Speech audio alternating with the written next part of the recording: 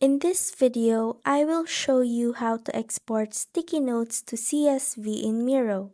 First, log into your Miro account.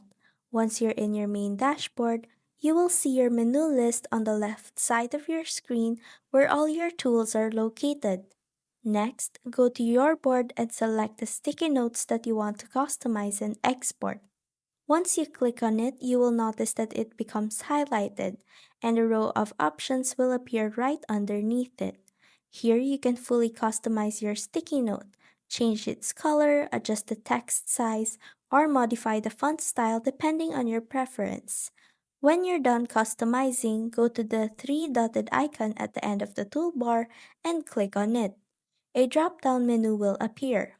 From there, select Export to CSV. After clicking, Miro will automatically process your export and download it directly to your computer as a CSV file. And that's how to export sticky notes to CSV in Miro.